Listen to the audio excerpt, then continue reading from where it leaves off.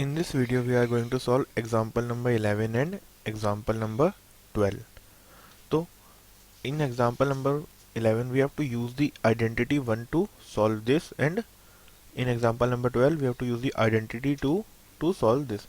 तो identity 1 है क्या? तो identity 1 के अकॉर्डिंग जो a प्लस b होता है, तो a प्लस b का जब हम स्क्वायर करते हैं तो जो वैल्यू आती है वो इक्वल होती है a square plus 2ab plus B square के। ये होती है आइडेंटिटी 1। और जो आइडेंटिटी 2 है वो क्या है? a माइनस बी का जो स्क्वायर होता है वो इक्वल होता है a square minus 2ab plus B square. तो ये होती है दोनों आइडेंटिटीज। तो अब हम क्या करेंगे, सबसे पहले 11th क्वेश्चन करेंगे। तो 11th क्वेश्चन का फर्स्ट पार्ट, तो उसमें हमें किसकी वैल्यू निकालनी है? हमें बताना है कि 2x प्लस 3y का होल स्क्वायर किसके इक्वल होता है।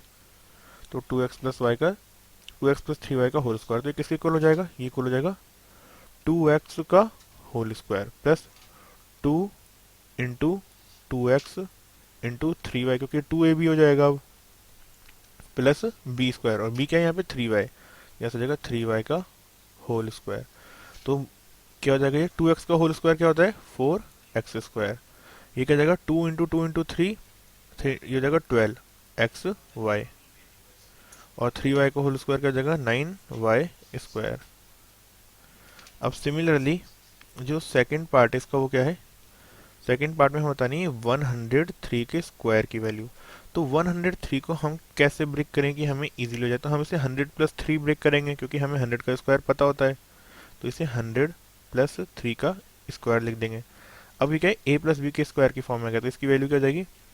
100 square plus 2 into 100 into 3 plus 3 का स्क्वायर। तो ये क्या हो जाएगा? 100 का स्क्वायर क्या होता है? 10,000 होता है, प्लस ये क्या लिखा हुआ है? 2 इंटू 100, 200 इंटू 3 600 प्लस 9, तो वैल्यू क्या आ गई?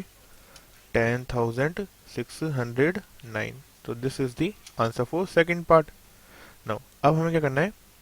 आइडेंटिटी 2 यूज करके इन बाकी की दो क्वेश्चंस जो हैं 12th पार्ट के वो सॉल्व करने हैं। तो 12th पार्ट के लिए हमें अब वैल्यू क्या कैलकुलेट करनी है? हमें वैल्यू कैलकुलेट करनी है 4p माइनस 3q के स्क्वायर की। तो जैसे आ जाएगा 4p माइनस 3q का होल स्क्वायर।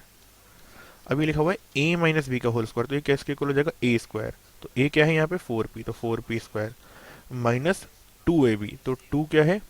2 तो 2 आ जाएगा, इंटू a की जगह 4p और b की जगह क्या जाएगा? 3q प्लस बी स्क्वायर, और b क्या है? 3q का होल स्क्वायर। तो यहाँ से इसे सॉल्व करने पर आ जाएगी वैल्यू 4p को हम क्या का स्क्वायर क्या हो जाएगा? 16p स्क्वायर माइनस ये क्या है? 2 इंटू 4 8, 8 इंटू 3 24, तो यहाँ से देखो 24p प्लस 9q स्क्वायर। तो ये आंसर है किसका? 12th के फर्स्ट पार्ट का। नाउ अब हमें क्या करना है? 12th का सेकंड पार्ट सॉल्व करना है। तो 12th के सेकंड पार्ट में हमें वैल्यू किसकी बतानी है? 4.9 के स्क्वायर की। तो 4.9 के स्क्वायर की हम वैल्यू कैसे डिटरमाइन कर सकते हैं? By using second identity. तो इसे हमें क्या करना है?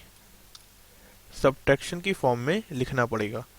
तो 4.9 के स्क्वायर को तो हम इसे क्या लिख सकते हैं? We can write it as 5 minus 0.1, क्योंकि 4.9 क्या होता है? 5 माइनस 0.1, तो इसे हमने a माइनस बी की फॉर्म में लिख लिया।